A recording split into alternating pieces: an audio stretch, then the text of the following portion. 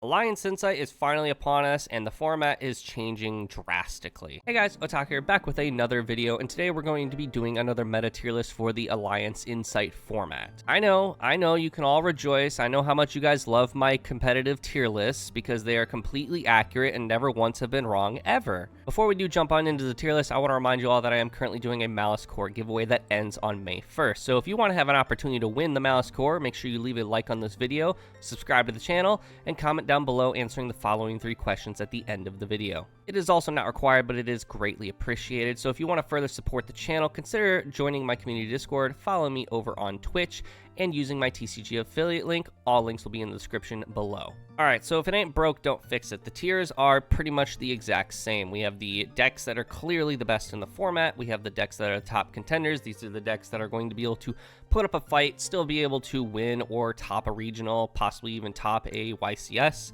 High potential. These are the decks that are still capable of putting out results, winning regionals, and all that, but they need better pilots than just your average Joe Schmo.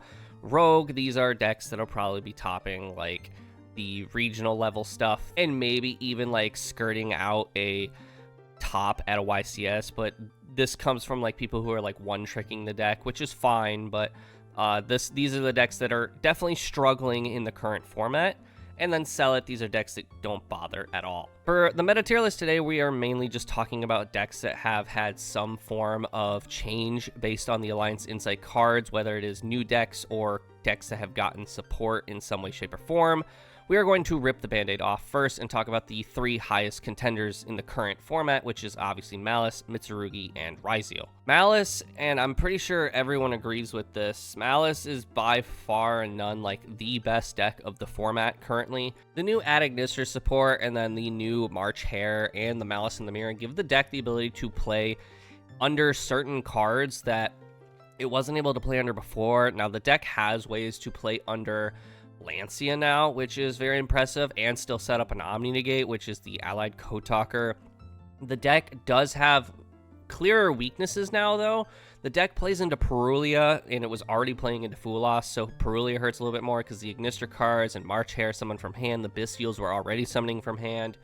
And then on top of that, Droll and Lockbird, the deck does quite a few forms of adding. So if you can cut them off of just adding a bunch of cards, Droll actually can hurt quite a bit. Ash Blossom isn't like super crazy unless paired with another hand trap, then the deck does feel it for sure. And then of course Lancia, but a lot of people are actually cutting Nibiru because Nibiru doesn't do a whole lot to this deck anymore.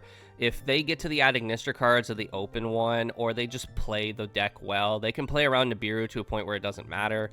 People are like, oh, hold the Nibiru or hold the Ghost Ogre for the allied Code Talker, but good pilots of Malice are making it so that way the allied Code Talker is pointing at Firewall before you summon the allied Code Talker, so that way when you go to revive cards from the graveyard, Ogre or Nib doesn't matter because you can just tribute the Firewall. Now, if you have Ogre and Nib, that's a whole different story. But overall, Malice is like by far and none like the best deck in the format, and I think the only deck right now that can really compete with it on a like face-to-face level is certainly Mitsurugi Riseal.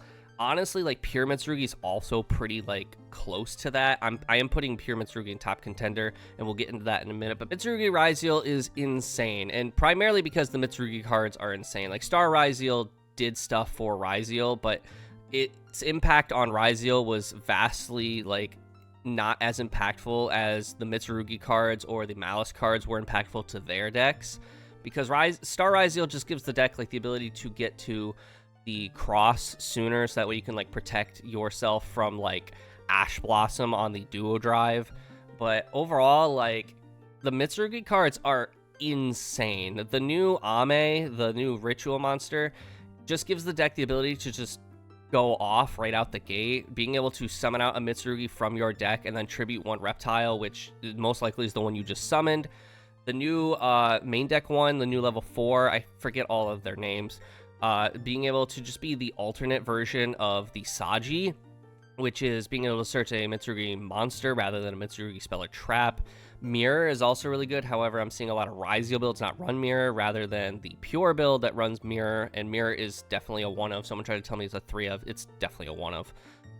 The new cards are very strong, And it's the main reason, like, the Mitsurugi cards give Riseal the support Riseal needs right now, because Riseal do be struggling, and we will talk about pure Riseal here in a minute. The new Mitsurugi cards just kind of are doing the heavy lifting, whereas, like, the Riseal cards are just putting up, like, Detonator and a Cross, which is fine, that's enough, but Mitsurugi is definitely doing the heavy lifting in that hybrid deck for sure. That being said, the new Mitsurugi cards just further push the fact that Mitsurugi does not like Droll and Lockbird, and you're going to hear this a lot in the video today. A lot of the decks in the highest standing for the format do not like Droll and Lockbird, which means we are once again in a Droll and Lockbird format.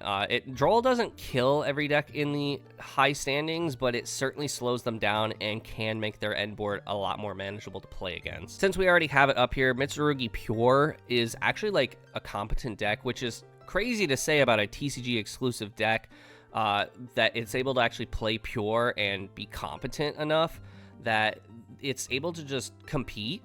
The new support is just that good. It genuinely is. The new Ritual is a 3-of that just is a 1-card starter, gets the deck on its feet up and running.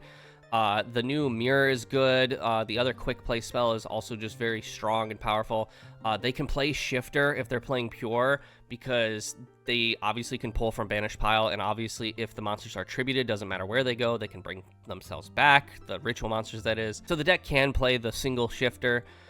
They are also playing like DD Ground, and Dimension Fissure is some stuff that we've been seeing in like side decks for like pre-release events.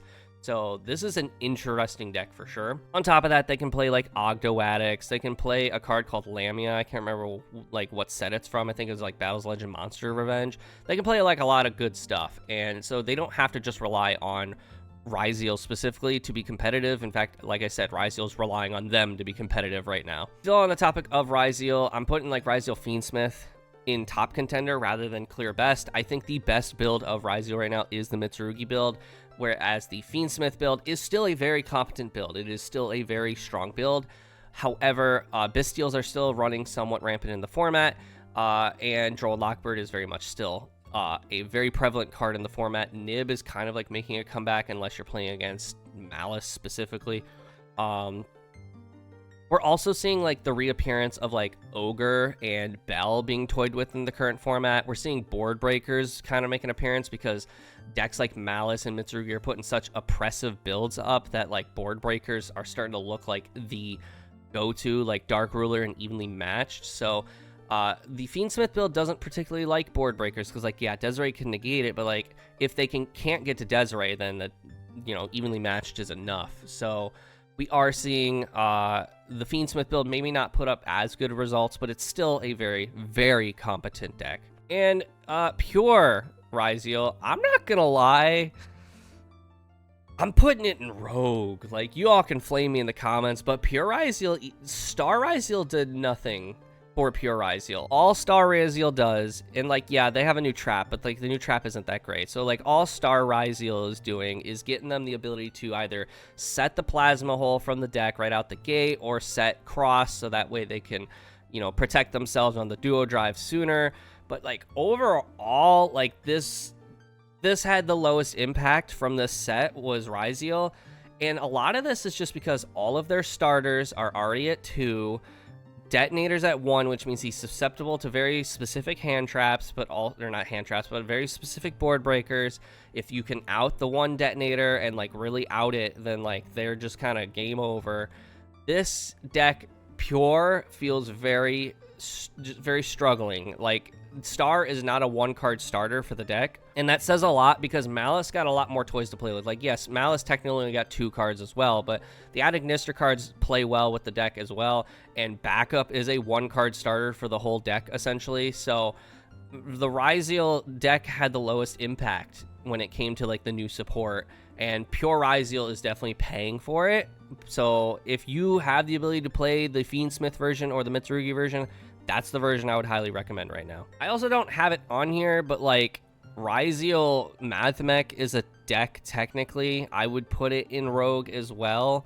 The Mathmech cards are like good, but I feel like if you are given the option to play with the Fiendsmith version or the Mitsurugi version, that should be the version you play. Like, at best, put the Mathmech version in like high potential because it does some good stuff. It does put up a negate, so I could see where maybe it would be a little bit better. Next, we're talking about the Fiendsmith Kashtira slop build, just good stuff build.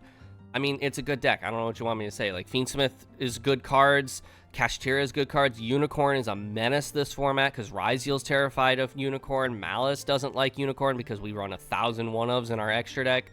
Yeah, Unicorn's a fucking threat to be dealt with in this current format, and we're going to talk more about Unicorn a little later here in the tier list because Unicorn being 2,500 attack is actually kind of convenient. But like I said, it's a good deck. It's good stuff.deck. It's playing one of the best engines in the entire game right now, which is just Fiendsmith because it's still to this day untouched. It's playing Kashtira Unicorn, which is a good counter to most of the top decks right now. And overall, it just has room for a bunch of non-engines, something that heavily pays off in the current format as well. Mathmech, I have to put it in Rogue. Circular coming to 1 is good for the deck. It means the deck can play, but I don't think Mathmech is doing anything super innovative. In fact, I think Mathmech as a deck isn't even really getting played. I'm seeing a lot of Mathmech engine, but not Mathmech as a deck. So Mathmech as a deck, I'm going to have to put in Rogue, and as an engine, you know, like, it can be kind of splashed in a handful of different decks. It can be splashed into Malice, wouldn't recommend it. It can be splashed into Riseal, which is probably its more fitted spot for it, but there is room for Mathmech engine and a couple other decks. Snake Eye. We are actually, before Alliance Insight dropped, we have been seeing some Snake Eye resurgence. Without OSS, the deck does still like have that weird little struggle where like Droll Ubell doesn't really get them to Snake Eye anymore, which is good in my opinion. But Snake Eye did top some regionals recently, and obviously like the format is heavily changing, but there's still room for Snake Eye to be playable. I'm putting Snake Eye, Fiendsmith, Azamina, or just Snake Eye Azamina, or just Snake Eye stuff in high potential. I think Snake Eye has the ability to actually, funny enough, be an engine in future decks going forward. I've actually been seeing some people recently toying with Snake Eye in Riseal. In fact, I think a couple YouTubers have actually just recently made videos on this as well. Like, Snake Eye has the ability to be played in a lot of decks as just a pure engine because it puts out 1,000 bodies, as we know from the Snake Eye format. So because it can put out 1,000 bodies, it's just able to do well as an engine. And so yeah, I'm putting Snake Eye in high potential because it's still like a decent deck. It's just without OSS it can struggle. Water, I'm gonna put in high potential, possibly top contender. Like, on paper, Water is still a very, very, very strong deck. Water has the ability to play through an entire board because it has 1,000 cards that, one, send for cost, and two, just puts out so much in one go. Water doesn't like Perulia, and we are seeing Perulia, funny enough, getting put into main deck for some people. They don't like playing under Fuelos. Obviously, they don't really like playing under Shifter, but Shifter is a one-of. But what they really, really don't like is Droll and Lockbird. And Droll is in main deck for everybody right now, whereas Droll was, like, not necessarily in the main deck for everyone in the recent format, but, like, it 100%, like, if you don't have Droll in main deck, like, you're taking some risks, and Water doesn't like Droll and Lockbird. But that being said, Water's still a good deck. Obviously, them not having their 2 rank 4 Waters to detach the Dragoons, whether it was Dweller or Bahamut, sucks. Not being able to get the Omni Negate on the board for Bahamut to make Toad kind of sucks. They have Snowdust Giant, which is like the only generic rank 4 Water that can generically detach now. So it's interesting to see like what the deck is doing, but it's not dead. And I'm not, I wish, as much as I wish this deck was dead, it's unfortunately not dead. Blue Eyes.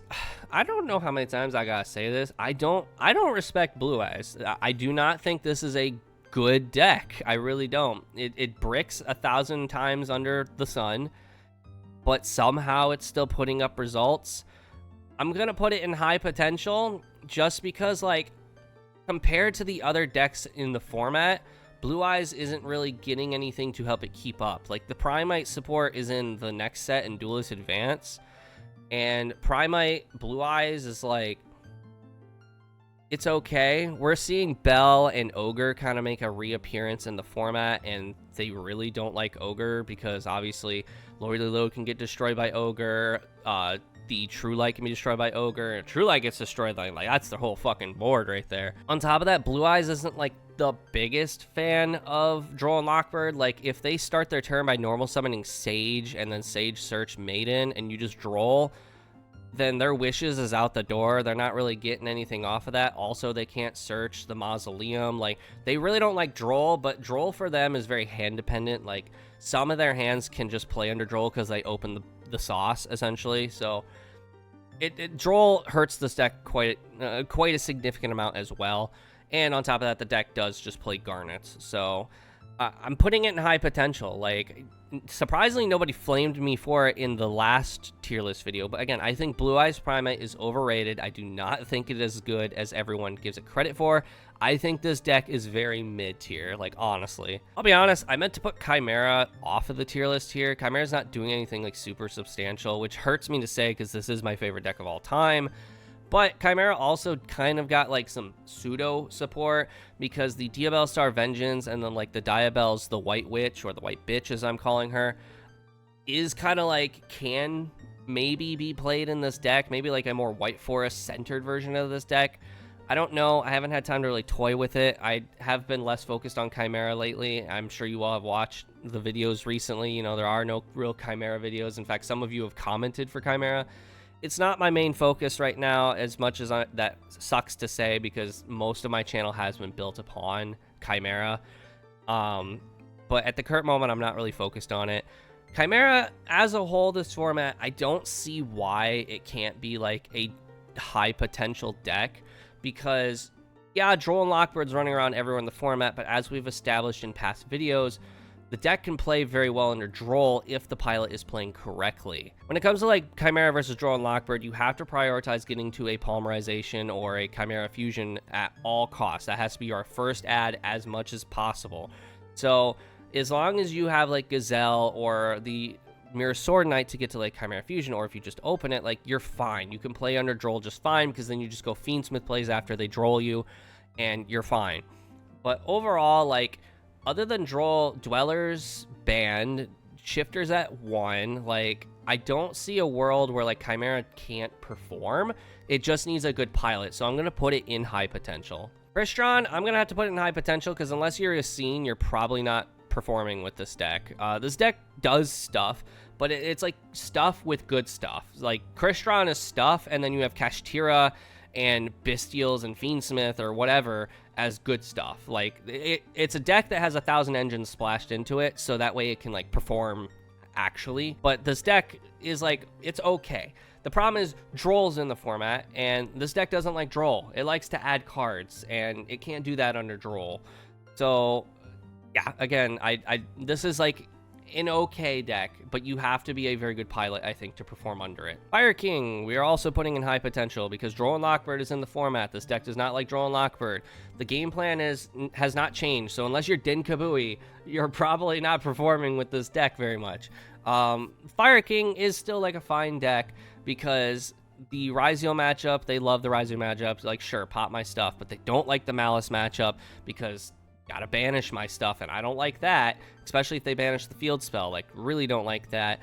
They're not a huge fan of, like, the Mitsurugi matchup because Ame can just completely shut out the deck. Like, if they just pop a card and then they go, like, Garunix, and you just go Ame, if they don't discard a card, like, you're just not popping off. But on top of that, Mitsurugi can also just set up a straight Omni Negate, so I don't know. And on top of that, they have a Raigeki, which I guess Fire King doesn't care too much about.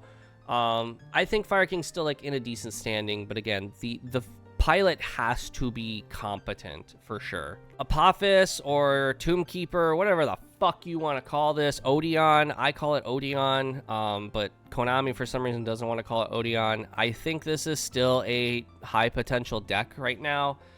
This deck popped off when Maze came out, but now that ALIN is out, there is a new Tiki, like, there's a new monster that's a trap card called Tiki something, I can't remember, which actually does boost this deck's playability a little bit more. But this is, like, the same case with any trap deck, and we are getting to Labyrinth here in a minute. You have to be a good enough pilot. Like, this is a deck that is very resource management, and obviously they're playing Fiendsmith stuff, so they don't really have to think too hard, but When it comes to like trap decks, it's very resource management and actually being like aware of like how each card you activate is going to impact the game. And like that could be said for every deck, but trap decks specifically is like you have to be very aware of your resources. And on top of that, I mean, again, a lot of people are starting to stray towards the board breaker approach, and if that's the case, this deck really struggles because evenly matched, droplet, dark ruler. I mean, dark ruler doesn't really affect this deck all that much, but there's a lot of cards that like really punish this deck if we move to a more board breaker style approach. Momento, top contender. This is still a very, very strong deck. It doesn't matter if you're playing Momento Fiendsmith, Momento Goblin. Momento is just a good deck. It is a deck that has 1,000 routes to go, and they're all correct. Momento is a just very strong deck. It's hard to play against because you don't really know where your opponent's going. It has like the branded style approach where you don't know where to interact because you don't know where the deck is going. You don't know what their hand's looking like, what their lines are looking like. And so it's very hard to play against. On top of that, again, Dweller's Band, Shifters at 1. This deck is not really hurting all that much, but Belle is starting to come back into the format in some way, shape, or form, but I'm sure she'll fall out after like 2 weeks of release. But if Belle sticks around, this deck might actually struggle a little bit more because they can stop the Gaddock from hitting the board, and Gaddock's like the real one you want to stop. So we'll have to see, but I do think this is still very much a top contender. Primite Fiendsmith, or Summon Skull Control as people are calling it. This is an okay deck. I had the displeasure of playing against it recently. When they summoned Summon Skull, up until that point, I didn't know what Summon Skull was actually for until I found out it's for Caesar. Yeah, it's an okay deck. I have no quarrels. I have no like way to like bolster this. This is just Primite Fiendsmith, like good stuff deck again. But if I'm gonna play good stuff deck, I'd rather play Kashtira rather than Primite personally. Ancient Fairy Dragons. This is a deck that got support in Alliance Insight, or I guess it became a whole archetype in Alliance Insight. I don't know anything about it. I do know enough about it that it is worth picking these cards up now while they are like cheap. I do not think as a deck it is good right now, but I could foresee it being an engine in the future. So if you have the opportunity, I think pick up these cards while you can now, because they could end up being good in the future.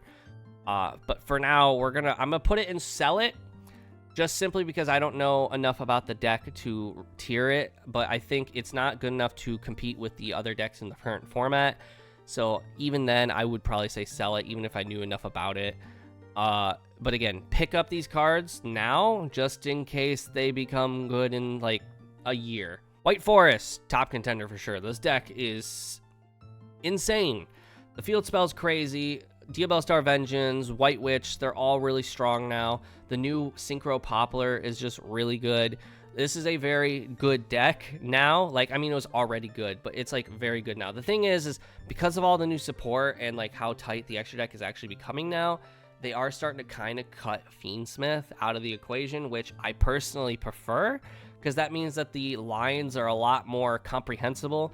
You don't have to be able to just like sit there and think, oh, if I hand trap this, then he's just gonna go Moon and then I'm gonna die to Fiendsmith. Like, you can actually feel more impact with hand traps, because the Fiendsmith cards are starting to kind of be weaned out of this deck simply because they don't have the space for it. But this is still a very strong deck. The downfall is the usual suspect right now, Droll and Lockbird. Ubell, I think, is still a competent deck. I will keep saying this until some reason it's not. Dweller's Band, Shifters at 1. This deck doesn't play super hard under Droll. Like, it does like to add a couple of cards. Like, if you Droll them, then they're not going to go Yama, because obviously they can't add Shavara. They are probably not going to be able to like add Spirit if they can't get to it. Obviously the Gates or the Summoning Beast or whatever, or Beckoning Beast, like the deck has its points where like Droll hurts, but it can play under Droll just fine. Fiendsmith cards, obviously. This is still a competent deck. Phantom of Ubell obviously is at 1, but like that's it. Like, the deck other than that's still at like full power. Phantom of Ubell can protect you against Nib. The thing is, just Ubell players are mad because they can't play Varudris by making like 2 Phantom of Ubells in the same turn and then like summon out a regular Ubell or something like that. So that way they still have the protection, then they have that level 10 body, no problem. They're gonna have to work for their Varudris now. Evil Twin Fiendsmith. This is a deck that has become legit. Like, this is a good deck. This is a deck that I think is to be respected because the new Link 1 and their new hand trap. So for those who don't know, the Evil Twin deck got a Link 1 that requires a Kiss a Kill. It's called Kiss a Kill Deal. Is a Link 1 light Fiend. Awesome. On top of that, the Link 1 is actually really good because it sends a live twin to the graveyard, and then for the rest of the turn, if you interact with their twin cards, they can draw a card. So it's like a pseudo max C. It punishes you for interacting with them. On top of that, they have an in-archetype hand trap that if you interact with any of their twin cards, they can just discard it and negate your negate, essentially. It's a competent deck, and on top of that, because their Link 1 is a light Fiend, they can just play Fiendsmith shit. Also, on top of that, Trouble Sunny is also a light Fiend, so they typically just go like the normal line with the new guy involved, and then when they get to Trouble Sunny, they just link it away for Requiem, and then they do Fiendsmith stuff from there. But the deck doesn't care about being Fiend locked because that's all they're playing now. So it is a competent deck, and because of that, like, I'm putting it in high potential. This could be a top contender. I do think it could be a top contender, but I'm going to put it in high potential because I want to see the first few weeks of where things go before I truly respect this deck to its fullest.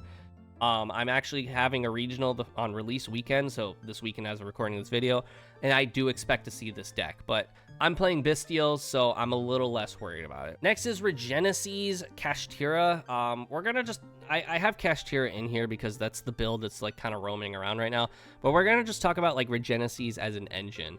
This can be played in a lot of things. We're seeing it being played just in like the testings, Kashtira. We're seeing it being played in anything with Bystials in it.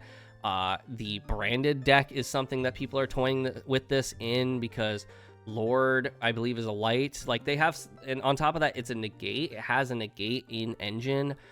Lord is also an illusion, so Chimera players are actually toying with some of the Regenesis cards. Not all of them, but some of them.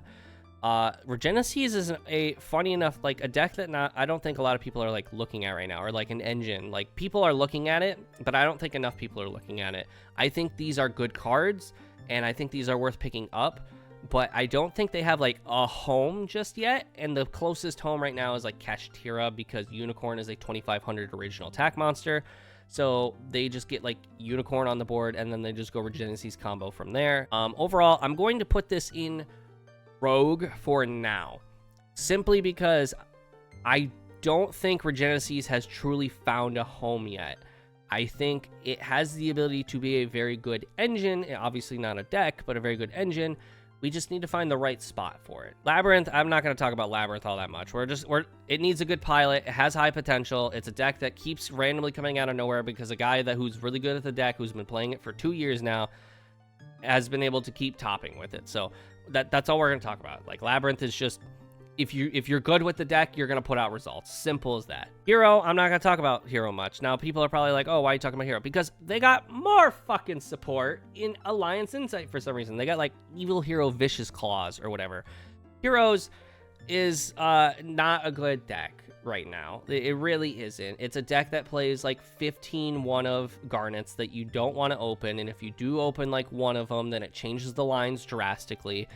I personally think, like, the Heroes pre-Suda is better than Heroes post-Suda. I do think that because it's a lot more consistent, personally. But I don't think the new support does anything for this deck. This deck loses to Droll, it loses to Nibiru, it loses to the one-of Shifter that's still alive in the format. It loses to so much stuff in the format. Like, I don't think Heroes is the play. That being said, I have been told in my community Discord that the Chimera community is toying with a hero package, so that's interesting, I guess. Next, we're going to talk about Tenpai and then Dragon Ruler. So Tenpai is like Rogue. I don't think Tenpai by itself right now is doing anything overly impressive. Even with the Fiendsmith cards, I don't think it's doing anything overly impressive, but Tenpai is getting played in Dragon Rulers. The new Dragon Ruler cards are actually, like, really competent. They're really good. And on top of that, Drago is just 1 card Dragon Ruler combo to be able to lock out your opponent from being able to do anything. Essentially, if you can go Drago, you get to full Tenpai combo, and then you go Tenpai combo to get to 2 level 7s, which is Meteor Burst and Bident. Rank into the new Chasma, I think is what it's called, rank 7 Dragon Ruler, which can then send and copy the effect of the monster it sends. And what a lot of people are doing is either they'll use that to send Tempest so they can get more power off of that, or they'll use it to send like an Amorphage to just be able to lock out your opponent from being able to play the game. So this is interesting. I'd love to see where this goes. I think Dragon Rulers is a high potential deck for sure. I'm actually expecting to see somebody playing this in some form at the regional I'm going to, so this is a deck that I am respecting to a mild degree. But overall, we'll have to just kind of see where this goes. But this deck does seem gimmicky. From what I've seen from it so far, it seems gimmicky. It seems like it's very much just trying to put up floodgates, essentially, rather than play the game. Put up floodgates and then kill you from there. The big boss monster is actually like really strong, so I'm disappointed we're seeing more of a floodgate approach from this. But overall, this is a deck I think you all should definitely keep on your radar. If you pick up these cards, I think you will not be punished for sure. The cards are actually getting like a little pricey. Like the new White Dragon, I can't remember what its name, is like $9 on pre-release, so probably won't go too much further than that. But that is it for today's meta tier list, and I'm confident about this one. I know my past meta tier lists, I've been a little hot takes on a lot of things, but I think this is a very like somewhat accurate version of the current format. But I've said that before, obviously. But let me know what you all think down in the comments section below. Again, if you want to have an opportunity to win the Malice Core giveaway, make sure you leave a like on this video, subscribe to the channel, and answer the following 3 questions. Question number 1 is, what is the bane of almost every deck on this tier list's existence in this current format? There's one card in particular that just kind of hits a lot of these decks right now. Question number 2 is on this entire tier list, what deck scares you the most in this current format? And question number 3 is there any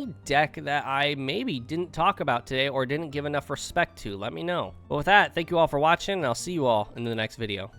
See ya.